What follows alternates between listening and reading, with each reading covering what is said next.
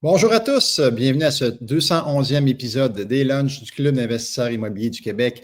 Yvan Cournoyer avec vous, très heureux d'animer ce lunch et on est en compagnie aujourd'hui d'un investisseur immobilier à la base, d'un auteur à succès d'un livre qui s'appelle « Apprenez à mieux gérer vos immeubles », également un prêteur privé maintenant, donc pour Omega Capital Privé. On est très heureux d'accueillir sans plus tarder notre ami Gilles Laferrière. Salut Gilles. Bonjour, bonjour, ça va bien? Ça va bien, jeune homme? Bien oui. Yes, yes, yes. Ça roule de ce temps-ci? Ça roule, oh oui, ça roule beaucoup. On la caisse, excellent. Good, good. Hey, merci d'être là, Gilles. Donc, on vous salue tout le monde. On vous souhaite un bon appétit. On espère que vous allez apprécier le moment qu'on va passer ensemble. Et sans plus tarder, en fait, Gilles, peut-être te présenter aux gens pour ceux qui ne te connaissent pas. Ah ben oui, moi j'ai fait mon coaching avec le club. J'ai commencé en 2008. Je venais d'un autre monde complètement. Je venais du monde de l'informatique. Alors, je me suis lancé en immobilier à temps plein en 2008 en faisant le coaching avec le club.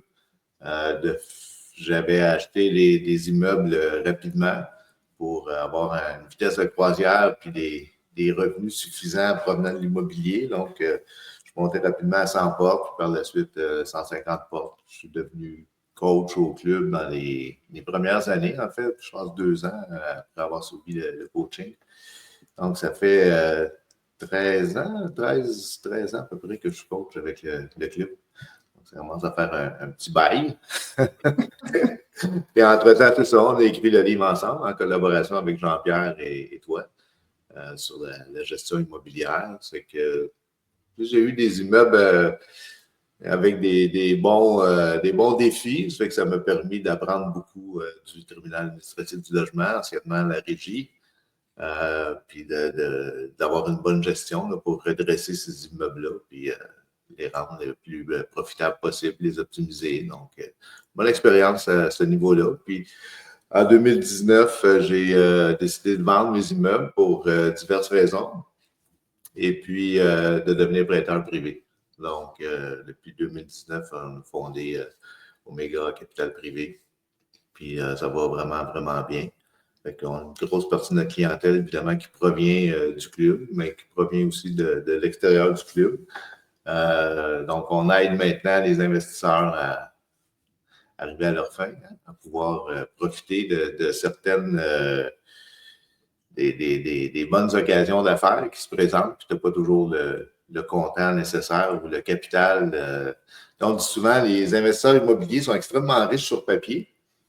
Pauvre en cash flow. Ils flow. n'ont pas toujours beaucoup de cash flow, évidemment, parce que leur argent, l'équité est gelée dans les immeubles. Ce n'est pas toujours le bon moment de refinancer un immeuble. C'est peut-être pas le bon timing, mais l'occasion d'affaires se présente là. Alors, prêteur privé peut être une alternative intéressante là, pour pouvoir profiter de bonnes occasions d'affaires. Ben, bravo, Gilles, pour l'ensemble de ton parcours. Moi, j'ai vu ça évoluer, en fait. J'étais ton coach, je me souviens, à l'époque, Oui. puis je t'ai accompagné dans les débuts, puis une super belle progression, full, un top gestionnaire d'immeubles. En tout cas, bref, bravo. Bravo pour l'ensemble de ton œuvre. À ton jeune âge, là, c'est magnifique. Je sens que je blanchis à chaque année un peu plus, mais bon. Que Gilles, il y a des gens qui se sont manifestés dans le chat avec une question sur les prêts privés. Il faudrait peut-être que je mette. Il faudrait peut-être que je sorte du chat privé puis que j'aille dans les commentaires. Donc, on aurait Maxime Drouin à 12h09, sans filet comme ça. Je lis la question. Voyons, ça bouge pas mal. Est-ce qu'un prêt peut être rapide? À combien de temps peut-on s'attendre dès que la demande est faite? Quels sont les frais d'ouverture de dossier habituellement? Donc, 2 questions là-dedans. La rapidité pour obtenir son prêt, les frais d'ouverture de dossier. Écoute, ça va dépendre évidemment des prêteurs. Chez nous, à partir du moment où tu as remis tous les documents qu'on demande, puis les documents qu'on demande, c'est très semblable à ce que les banques vont demander, en fait. Il faut que tu t'attendes, il faut que tu sois prêt de ton côté à fournir tous les documents qu'on a besoin. Il faut comprendre c'est quoi ton projet, puis qu'est-ce qu'on peut aller chercher comme garantie pour te prêter de l'argent, puis ça va être quoi ton implication, etc. Donc, à partir du moment où on a tous les documents, c'est souvent là que ça rallonge les délais, je te dirais. Mais à peu près 48 heures, on a à l'intérieur de 48 heures. Si c'est très complexe, grosse compagnie, plusieurs compagnies attachées avec un organigramme complexe, puis on prête en valeur sur d'en faire avec une hypothèque mobilière et non pas immobilière. Donc, on prend les actions de compagnie en garantie. Ça peut être un peu plus long, ça peut prendre jusqu'à une semaine, des fois, dépendamment de la complexité. En général, à l'intérieur de 48 heures, tu Quand même assez as rapide. la réponse. Là. Les frais d'ouverture de dossier chez nous, c'est 3,5 %. D'autres prêteurs peuvent. Généralement, entre les prêteurs, je dirais que ça varie entre 3 et 5-6 %. Ça dépend des prêteurs. Donc, ils mettent un taux d'intérêt plus bas, mais des frais de dossier plus élevés. Ou le contraire, les frais d'intérêt un peu moins plus élevés, mais les taux de frais de dossier plus bas. Donc, entre 3 et 5, c'est pas mal, je dirais, ce qu'on voit le plus. Là. OK, excellent, excellent. Donc, les gens se sont manifestés rapidement aujourd'hui avec des questions. Je vais aller tout de suite à une deuxième qui vient de Carole Thibault. Y a-t-il un montant minimum à emprunter pour être admissible à un prêt privé? Donc, ce que vous dites, ben, nous, c'est en bas de ça, on n'en fait pas, ça. Oui, ben écoute, encore là, ça dépend des prêteurs. Chez nous, c'est entre 300 000 400 000. Je te disais, en bas de ça, on n'a pas beaucoup d'appétit. C'est pas mal le minimum. On aime faire des prêts un petit peu plus gros. Ça va dépendre du capital que ton prêteur a de disponible. Certains prêteurs ont moins de capital, donc il est mieux faire des prêts plus petits. Ils ne veulent pas mettre tous leurs œufs dans le même panier et prêter l'entièreté de leur capital sur un seul prêt. Donc, chez nous, on a quand même pas mal de capital. Donc, je dirais, on est plus à l'aise dans des prêts qui tournent autour d'1 million et plus. Là. Mais à 300 000 400 000, si le projet est intéressant, on peut le faire. On ne laissera pas d'argent dormir dans notre compte de banque. On aime ça prêter pour des bons projets, évidemment. Excellent. Puis, est-ce que vous couvrez la province de Québec au complet ou il y a des régions? Oui, en fait, tous les grands centres. On ne prêtera pas dans du rural. Là, puis il faut comprendre pourquoi. Parce que s'il arrivait quelque chose, on rencontrait un problème puis que quelqu'un se retrouve en défaut, mais nous, il faut revendre l'actif rapidement. Donc, c'est sûr que dans les régions rurales et des petits villages, puis tout ça, ben, on n'a pas d'appétit parce que ça va être trop long de revendre l'actif, puis on risque de perdre aussi parce qu'il y a moins de demandes, etc. Donc, les grands centres, les grandes villes du Québec, là, ça va de Rouyn-Noranda, Saguenay, Drummondville, tous les environs de Québec, évidemment, région de Montréal, Sherbrooke, Trois-Rivières et autres grands centres. Là. Excellent. Donc, vous ratissez quand même assez large. Bravo. Oui, oui.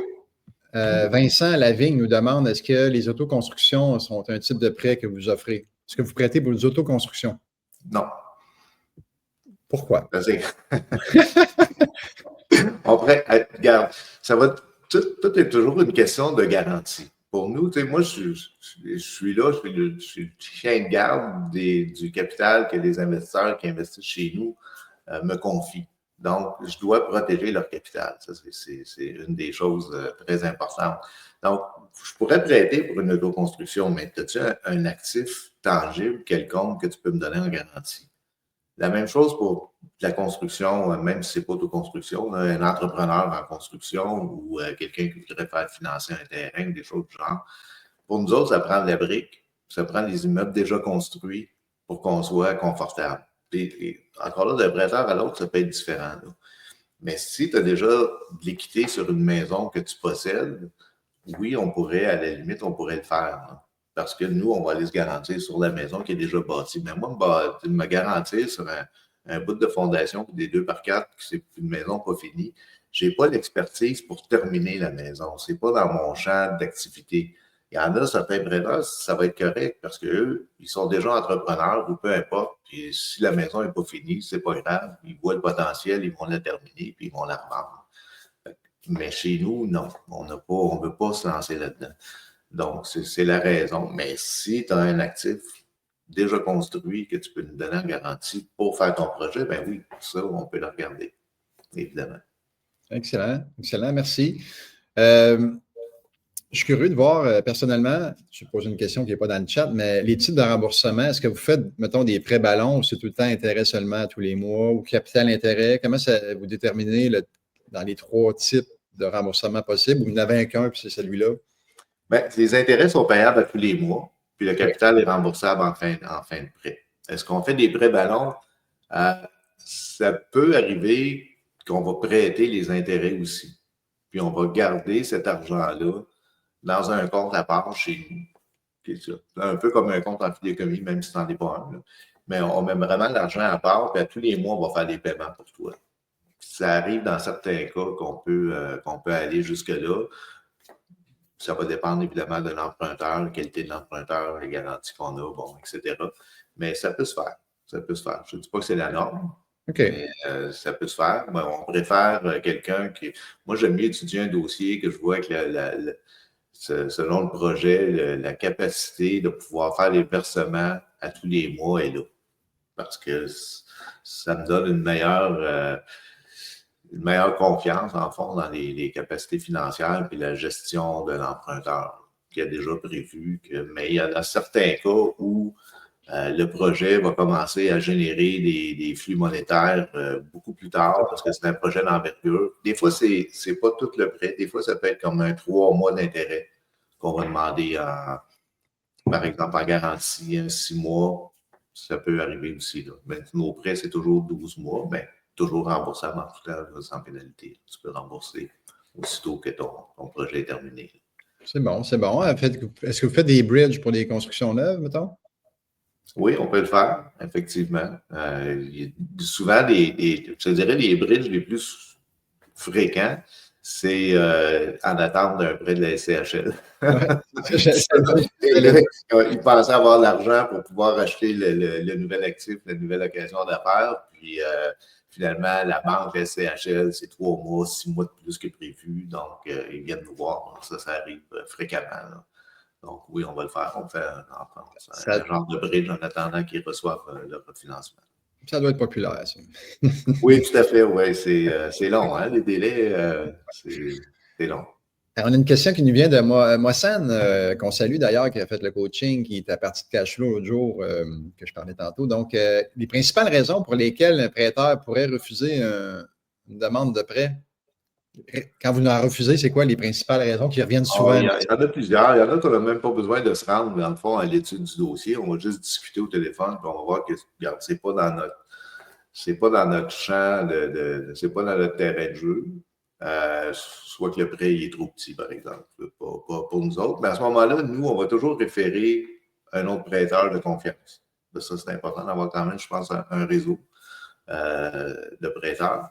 Puis, des gens de confiance, évidemment, c'est important. Puis, dans d'autres cas, c'est tout simplement les garanties avec lesquelles on n'est pas à l'aise. Tu sais, chez nous, les garanties de deuxième rang, des hypothèques de deuxième rang, on n'est pas très à l'aise avec ça. Puis, vous me dites pourquoi? Parce que, tu sais, c'est fréquent. La plupart des banques refusent. Le SCHL, c'est un nom catégorique. Fait que c'est difficile à mettre en place. De deux, c'est que s'il arrive un problème, encore une fois, ben, on se retrouve à devoir désintéresser le premier rang pour devenir en premier rang. Ce qui fait que là, on est obligé de prendre de l'argent qui ne rapportera pas pendant une certaine période de temps jusqu'à temps que tous les problèmes légaux soient réglés pour qu'on puisse saisir puis revendre l'actif puis se repayer. Donc, c'est pas winner comme situation pour nous. C'est pour ça qu'on va souvent plus vers des hypothèques mobilières quand on peut le faire, évidemment. Il faut que ça soit détenu par une société. Fait qu'à ce moment-là, on va prendre nos garanties sur un parc immobilier complet, par exemple, ou une compagnie qui détient plusieurs immeubles. Donc, ça devient intéressant. Mais, tu sais, les raisons, je te dirais, c'est soit que le projet ne marche pas, on l'analyse rapidement, puis on fait comme, regarde, tu sais, quelqu'un qui m'appelle et qui dit, Gilles, j'achète un 8plex, je l'optimise, en 6 mois, je te rembourse. J'ai eu le temps d'optimiser, d'aller à la banque, puis de recevoir mon financement, puis d'être remboursé dans 6 mois. Ça ne marche pas, là. Fait que là, on voit que, par exemple, cet investisseur-là, ben, soit qu'il n'est pas aguerri ou il manque d'expérience, ou quelque chose comme ça, là, mais il peut y avoir plusieurs raisons qui font qu'on ne croit pas au projet ou on ne croit pas à l'emprunteur aussi. Moi, je fonctionne, je dis toujours, au-delà de tous les documents légaux et les garanties qu'on peut prendre, puis tout ça, on ne veut pas se rendre là s'il arrive quelque chose. On veut prêter à des gens de confiance. Fait que ça, ta réputation sur le marché, est-ce qu'on te connaît? Est-ce que d'autres investisseurs immobiliers qu'on connaît te connaissent? Qui peuvent parler en bien de toi? Es-tu quelqu'un qui a toujours un plan B quand il arrive des problèmes? Parce que, veut pas, il va en arriver des problèmes. il va en arriver des surprises dans un projet d'optimisation, puis tout ça. Fait que, on cherche des winners, là. On cherche des gens qui ne baissent pas les bras et qui disent, ben regarde, là, prends les clés, puis moi, je lâche tout. On veut pas, on va regarder à qui on prête. Fait que des fois, ça peut être ça aussi, là, qui fait que, non, cette personne-là, j'ai entendu parler, pas très bonne réputation, etc. On va poser plus de questions, on peut le regarder quand même, mais à un moment donné, ça se pourrait qu'on dise non. On ne dira pas pour cette raison-là, mais on va dire que le projet ne nous intéresse pas. OK, OK. Et tu parles de réputation. Je voulais faire justement une petite parenthèse là-dessus parce que tu donnes aussi en tant que coach au club un code d'éthique. J'aimerais juste entendre quelques instants sur justement protéger sa réputation là, en tant qu'investisseur. J'imagine que vous allez googler les emprunteurs, voir si ils ont sorti des médias, s'ils ont fait des trucs, des fraudes, des choses du genre. Effectivement, je le dis toujours, ta réputation, elle te suit en immobilier. Puis elle est importante, c'est ta plus grande porte d'entrée, puis c'est le fait que les gens vont vouloir faire affaire avec toi, que ce soit de trouver des partenaires pour un projet ou de travailler avec un prêteur privé ou peu importe. L'éthique, ton éthique professionnelle est super, super, super importante. C'est ta porte d'entrée, hein? C'est ta carte de visite que tu présentes. Donc, en tout cas, chez nous, c'est super important. Puis, on ne veut pas non plus travailler avec des investisseurs, entre guillemets, sauvages, mettons, tu sais, qui n'ont pas d'éthique, puis qui ils vont s'en prendre aux locataires pour arriver à leur fin parce qu'ils vont agir de façon illégale avec les locataires. Nous, on ne veut pas se retrouver dans les journaux que, en arrière de ça, il y a un méchant prêteur privé qui a prêté de l'argent pour ce projet-là, puis ça passe à la télé, puis ça passe dans les journaux. On n'a pas le goût d'être là non plus. C'est que ça, je te dis, on fait attention à qui on prête. On ne veut pas embarquer dans toutes sortes de projets non plus où on ne sent pas qu'il y a une certaine ligne de conduite. Là. OK. Quand tu dis on fait attention à qui on prête, mais est-ce que vous faites attention aussi, j'imagine, à ceux qui vous prêtent de l'argent? Parce que c'est possible de vous prêter de l'argent. Oui, dans le fond, on investit dans un fonds qui est dans une société en commandite. Donc, côté des investisseurs, ça prend des investisseurs qualifiés. Mais évidemment, il faut qu'ils nous prouvent qu'ils détiennent les fonds qui correspondent, dans le fond, à ce que l'autorité des marchés financiers nous demande. Il faut qu'ils puissent prouver qu'ils sont des investisseurs qualifiés. Donc, soit par les actifs qu'ils détiennent. Donc, il faut que ce soit des actifs tangibles, des comptes de banque, etc. Là. Fait que, c'est sûr que si on a des doutes que la personne obtient ces sommes-là de façon illicite, on ne sera pas invité à pouvoir investir chez nous. Mais c'est beaucoup, encore une fois, c'est beaucoup, beaucoup par référence que les gens investissent chez nous. C'est une question je pense que c'est une question de confiance que tu as envers les gens qui vont gérer les sommes que tu mets chez nous. Tu sais, l'investissement minimal, c'est 100 000. Là, ça ne te tente pas de donner 100 000 n'importe qui. Tu sais. Mais de l'autre côté, c'est sûr que nous, on regarde qui investit, de où tu viens, qui t'a référé chez nous, etc. Là. Puis le rendement qu'on peut Il n'y a pas de blanchiment d'argent chez nous. Si on place, j'espère. Si on place de l'argent, ça peut ressembler à quoi comme rendement? Il faut que je fasse attention quand on est live comme ça, parce que c'est vraiment régi par l'autorité des marchés financiers. Ça fait que, bon, les rendements présents ne sont pas garants des rendements futurs ou des rendements passés, ou etc. Là. Mais en général, notre rendement cible est autour entre 12 et 13 OK, sans garantie, évidemment. OK. Excellent. J'ai une question qui est un petit peu à côté, mais c'est pas grave. J'aimerais ça t'entendre par expérience. Je ne sais pas si tu vas être en mesure d'y répondre, mais est-ce que oui, tu vas y répondre, ça c'est sûr, mais j'espère que ça va y satisfaire notre ami Lomange. Donc, un ami a demandé de lui prêter 10 000 à un taux de 15 pour financer ses activités de trading. Donc, il voulait savoir comment rédiger et structurer un contrat de prêt privé dans ce contexte-là. Moi, j'ai une idée de la réponse, mais après, j'aimerais t'entendre là-dessus. Qu'est-ce que tu pourrais conseiller, même si ce n'est pas de notre domaine, là, tu sais? Écoute, c'est ton ami ce qu'il va faire avec son argent. C'est une chose si tu es à l'aise avec ça. Tout va dépendre, dans le fond, des garanties que cette personne-là peut te donner. S'il perd tout son argent puis il s'endette à faire du trading puis que ça ne fonctionne pas, ben c'est quoi tes recours, dans le fond? Je te dirais, dans des cas comme celui-là, puis regarde, quand tu dis un contrat de prêt, là, tu ne fais pas ça toi-même. Nous, on travaille avec Fodago, avec Richard Dabour et son équipe. Donc, tout le côté légal, que ce soit les contrats de prêt, les hypothèques, etc., c'est tout fait par des spécialistes, là, c'est pas notre domaine. Alors, si tu veux faire du prêt privé comme ça, va voir un notaire, va voir un avocat qui te rédige le contrat de prêt. Ne fais pas ça sur le coin de la table. Tu ne reverras jamais la couleur de ton argent. Si tu as affaire à avoir des recours, si ton contrat n'a pas été écrit correctement, tu risques de perdre tes billes là-dedans. Là. Fait que paye des professionnels. C'est exactement ce que j'allais dire. Mais dans cette optique-là, 10 000 à 15 ça fait 1 500, tu vas le manger en contrat. Le contrat va coûter. Le contrat va coûter plus cher que ton profit.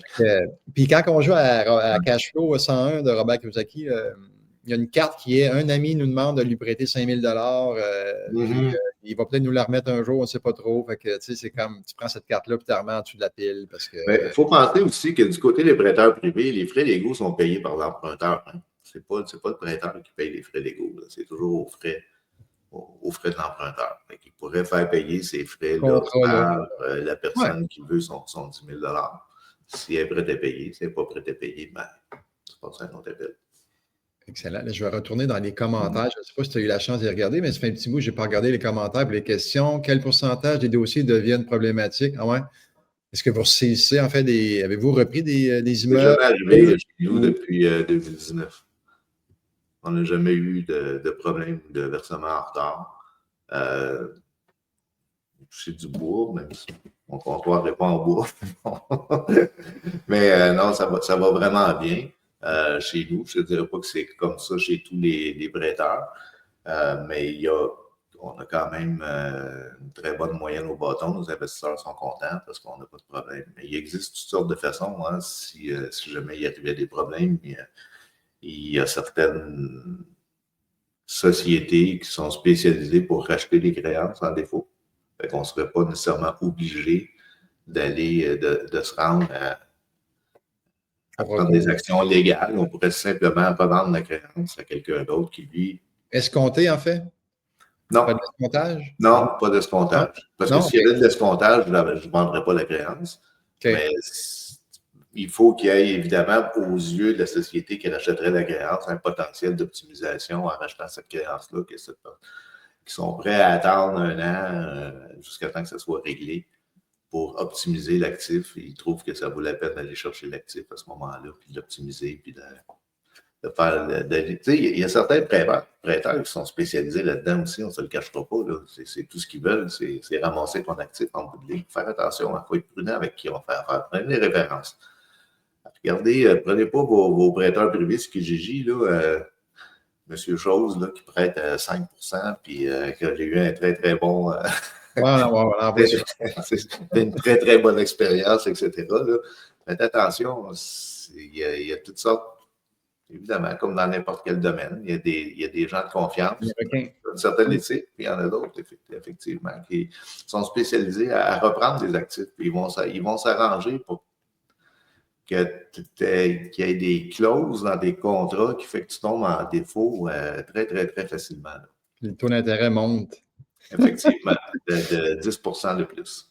Oh, ouais. Parlant de taux, Denise qui demande à midi 15, je ne sais pas si tu as répondu tantôt, peut-être à travers des fois les réponses, tu l'as dit, mais des fois, en cherchant, je manque des petits bouts, mais les taux d'intérêt, peut-être en premier rang, puis en deuxième rang, ça ressemble à quoi, tu sais?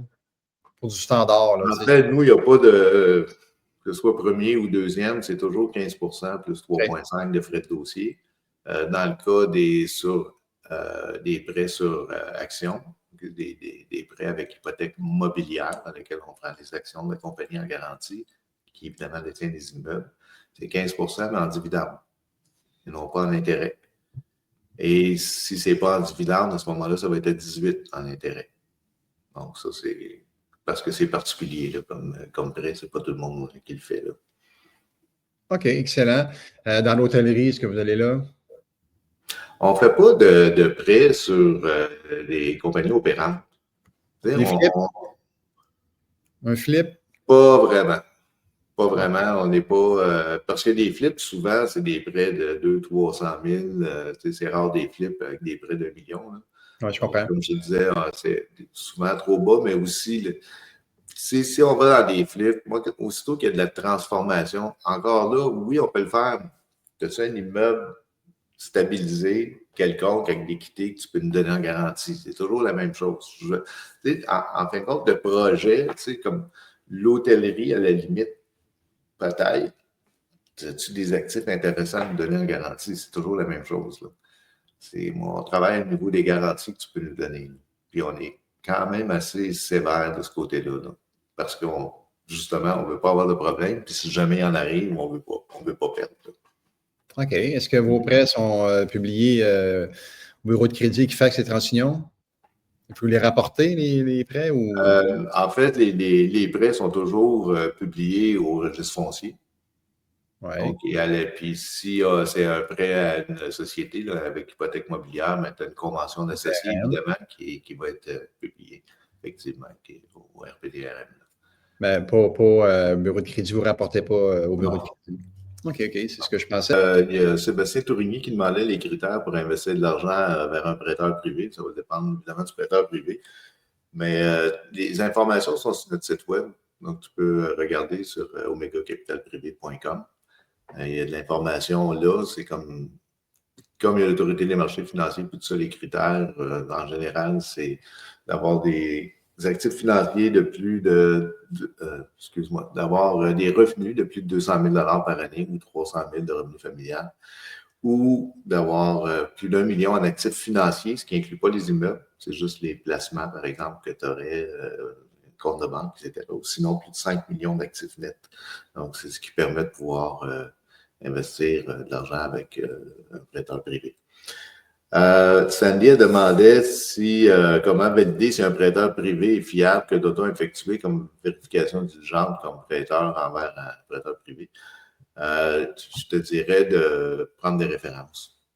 Informe-toi auprès d'autres emprunteurs qui ont travaillé avec certains prêteurs qui t'intéressent. Comment a été leur expérience, si ça a bien été, puis tout ça. Ça va vite. Là. Les réputations se font quand même rapidement dans le milieu. Là. C'est quand même un petit milieu, là, le monde de l'immobilier. Donc, je pense que probablement la meilleure façon, c'est d'y aller avec des références. Des soirées de réseautage du club immobilier sont fantastiques pour ça, je pense. Parce que tu as des centaines d'investisseurs qui ont eu des expériences puis qui ont sûrement utilisé des prêteurs privés. Donc, aller vers ces gens-là. Il demandait aussi, Karina demandait les frais d'ouverture de dossier, c'est un pourcentage du montant total du prêt, donc 3,5 de 300 000 par exemple. C'est exactement ça. C'est toujours, il n'y a pas personne qui est payé à part, hein, c'est inclus dans le fond, dans le montant que tu empruntes. Tu empruntes tes frais de dossier aussi, dans le fond. Fait que si tu as besoin de 300 000 net pour ton projet, à ce moment-là, on va vraiment prêter plus 340 000, puis on va déduire les frais de dossier, puis on va te remettre 305 000 ou peu importe, là, dépendamment du montant que ça va donner, là, avec les calculs incluant les taxes, parce que les frais de dossier sont taxables. On en va toujours un peu au gouvernement. Oui, c'est un Justement, j'aurais aimé ça t'entendre peut-être sur les frais à prévoir, tu sais, qu'on peut oublier, là, tu sais, bon, les frais d'ouverture de dossier, les intérêts qu'il faut payer, oups, c'est taxable, ça, moi, je ne savais même pas. OK, c'est taxable. Après, il y a des frais peut-être de fermeture de dossier. Y a-t-il d'autres frais, tu sais, comme... Ben, chez nous, c'est très, très simple. Tu sais, souvent, je trouve que les investisseurs immobiliers, quand ils magasinent, exemple, un prêteur privé, ils regardent le taux d'intérêt. Alors, lui est à 12, je vais prendre lui, il est à 12 parce que l'autre est à 15, exemple. Tu sais. Mais lis ton contrat comme il faut. C'est là qu'il y a des grosses différences dans les clauses, justement, des frais cachés, Les durées minimum. Oui, il y a des choses qui sont non dites. Il y en a qui n'ont pas de contrat de prêt comme tel. Tout est dans l'hypothèque. Le contrat de prêt fait partie de l'hypothèque. Puis l'hypothèque a 42 pages. Puis souvent, tu ne lis pas. Puis là, c'est là que tu te retrouves. Tu sais, ce que le prêteur va te dire verbalement, ben, vérifie que dans les écrits, c'est la même chose qui se dit. Ça, c'est bien important. Il y en a qui ont des frais de quittance, des frais de fermeture de dossier. Il y en a que c'est 12 mois minimum d'intérêt. Si tu rembourses au bout de 6 mois, tu vas payer 12 mois d'intérêt pareil. Et tu sais, il peut y avoir toutes sortes de clauses. Chez nous, c'est très, très simple. Tu rembourses, il n'y a pas de frais de quittance, il n'y a pas d'autres frais. Tu rembourses le capital que tu dois, plus les intérêts courus depuis le dernier versement que tu as fait. Qu'est-ce qui arrive chez vous parce que ça a sûrement arrivé, puis ça va arriver encore. La nature humaine étant trop optimiste des fois. Qu'est-ce qui arrive si, OK, j'ai un contrat de 12 mois, mais les règles changent à SCHL, ici, les contrats, voyons, les marchés changent, il y a quelque chose qui ne se passe pas bien dans mon projet, je dois renouveler pour un autre 6 mois, 1 an, qu'est-ce qui se passe? Ouais, écoute, ce qu'on fait, c'est qu'on va réanalyser ton dossier pour s'assurer que tu es toujours dans une posture financière qui est acceptable pour nous. Donc, il va y avoir à repayer des frais de dossier si on accepte de renouveler le prêt. C'est pas arrivé qu'on n'accepte pas de renouveler des prêts jusqu'à maintenant. On comprend que ça fait partie. Écoute, là, quand les taux d'intérêt ont doublé, là, ceux qui avaient des projets, ils n'allaient pas chercher autant d'argent qu'ils pensaient aller chercher, là, c'est certain. Quand la COVID est arrivée, aussi, les projets se sont étirés, ça a été plus long, les coûts de construction ont augmenté, etc. Donc, on doit s'adapter. Fait que, on dit toujours avec quel genre de prêteur tu fais affaire. Au-delà de ton taux d'intérêt, regarde avec qui tu travailles. Nous, on est ouvert. Généralement, c'est pas arrivé qu'on ne renouvelle pas un prêt là, parce que, par exemple, l'optimisation n'a pas rencontré les objectifs. Les taux d'intérêt ont augmenté, il y a moins d'argent, donc ça va prendre un année de plus, par exemple. On va aller financer un autre actif pour pouvoir te rembourser, mais ça va prendre tant de mois, etc. Donc, des choses qu'on fait, mais il y a d'autres prêteurs qui ne le font pas. D'autres prêteurs, c'est comme yes. Tu rembourses là. Fait que moi, j'ai des appels des fois de certains investisseurs qui me disent Gilles, sors-moi de là, il veut me saisir, puis ben, OK, on peut le regarder, mais c'est important là, quand on fait notre vérification, de dire c'est quoi, comment il réagit ton prêteur là, quand tu vas rencontrer des surprises dans tes projets. OK, excellent. Donc, de retour à toi, Gilles, avec un mot de la fin, qu'est-ce que tu aurais peut-être un conseil à donner aux gens ou un message à passer? Ben, écoute, les prêteurs privés, je pense que ça peut être de bons alliés. Généralement, ça fonctionne bien si le projet que tu as, il y a énormément de potentiel, dans le sens où il faut que ça soit très profitable comme projet pour te prêter, pour pouvoir utiliser les services d'un prêteur privé, parce que ce qu'on ne veut pas, puis souvent, c'est quand on analyse le projet aussi, on dit à l'emprunteur, écoute, ton projet, oui, ça marche, oui, mais en bout de ligne, tu ne feras pas, le seul qui va faire de l'argent là-dedans, ça va être le prêteur. Toi, tu n'en feras pas, là, parce que ton projet ne génère pas assez de capacité pour que ça soit vraiment profitable pour toi. Fait que as-tu vraiment le goût de faire ça? Là, donc, ça, c'est toujours, je pense que c'est toujours important. Mais en général, tu sais, moi, je regarde les projets qui nous sont présentés, puis c'est des beaux projets, tu sais, puis oui, ça va te coûter, dépendamment évidemment de l'emprunt que tu as fait, mais exemple, ça va te coûter 200 000 d'intérêt dans l'année, mais ton projet, il génère 1 million de profitabilité, fait qu'il t'en reste 800 000. C'est une bonne affaire d'aller avec le prêteur privé. Là. Donc, tu sais, dans des projets comme ceux-là, oui, c'est super intéressant. Là. Il y en a beaucoup qui l'ont compris. Tu sais, on roule quand même plus de 75 millions là, de prêts actuellement. Ça continue à monter tout le temps. Donc, puis on refuse des prêts souvent parce qu'on n'a pas le capital voulu pour un projet au moment où l'emprunteur en a besoin aussi. Donc, c'est ça, c'est toujours à valider aussi hein, quand tu présente-toi quand même un peu à l'avance ou parle-nous de ton projet un peu à l'avance pour qu'on voit est-ce qu'il va y avoir des disponibilités de fonds au moment où toi, tu en as besoin. Ça, c'est toujours un peu le nerf de la guerre aussi. Là. Il n'y a jamais assez de capital disponible pour toutes les demandes qu'il y a, ce qui est une bonne nouvelle en quelque part. Ça nous permet de choisir les meilleurs. Tu sais, ça, c'est le fun pour ça, mais c'est pas parce que nous, au moment où toi, tu en as besoin, on n'a pas les fonds disponibles à ce moment précis-là, puis tu as vraiment un deadline. Là, tu ne peux pas y aller par des boursiers progressifs ou des choses comme ça. Ben, assure-toi à ce moment-là d'avoir quand même peut-être regardé travailler avec quelques personnes. On n'est pas nécessairement exclusif. On aime vous voir et vous aider, mais il y a des limitations comme dans n'importe quel business, en fait. Là. Très bon conseil. Puis moi, j'ai allé peut-être avec un conseil aussi de mon cru que tu vas peut-être même confirmer. J'imagine que c'est comme ça chez vous aussi, mais j'ai vu des gens au club qui disaient, ah, me faire appel à un prêteur privé parce que mon crédit n'est pas bon. Fait que là, je vais acheter ça. Puis là, dans un an, ben là, je vais optimiser mes affaires, puis là, je vais refinancer avec la banque. Mais là, ils ne se donnent pas assez de temps pour refaire leur crédit. Fait que si ton crédit n'est pas bon, puis tu fais appel à un prêteur privé, assure-toi de redresser ton crédit dans le temps, rapidement, parce que tu ne seras pas capable de te refinancer dans des conditions standards, puis le prêteur, ben, il va falloir qu'il reprenne ou qu'il continue encore une autre année. Donc, je ne sais pas chez vous comment ça se passe quand vous regardez l'emprunteur qui emprunte parce que son crédit n'est pas bon. Qu'est-ce que vous dites? Hein? Oui, ça part mal. Ça part mal. Si le crédit n'est pas bon pour nous autres, ça ne vient pas augmenter notre niveau de confiance, c'est certain. Exact. On n'est pas nécessairement mieux ou pire que les banques à ce niveau-là, en tout cas chez nous.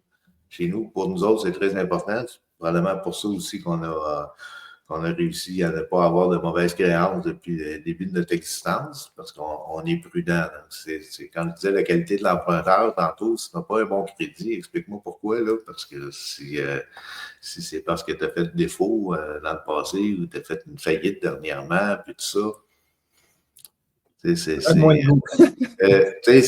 tu as 2-3 personnes qui investissent ensemble, il y en a un dans les 3 qui a un moins bon crédit, disons, peut-être que ça peut passer, là, mais sinon, on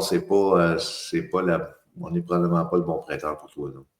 OK, excellent. Good. Hey, nous, les amis, on se revoit. Gilles, on se revoit sûrement demain à la mensuelle. Oui. Et on va se revoir, le 10 novembre prochain. Donc, la semaine prochaine, on reçoit notre ami Amine Boubekri, un gradué du coaching, donc un investisseur immobilier certifié CIQ, qui est coach maintenant au club, qui va nous parler en fait de la recherche d'opportunités. Donc, on va parler, entre autres, de JLR là-dedans et d'autres méthodes. Siri qui me parle en même temps. Excusez. Donc, on va parler d'opportunités, de recherche d'opportunités avec notre ami Amine Boubekri.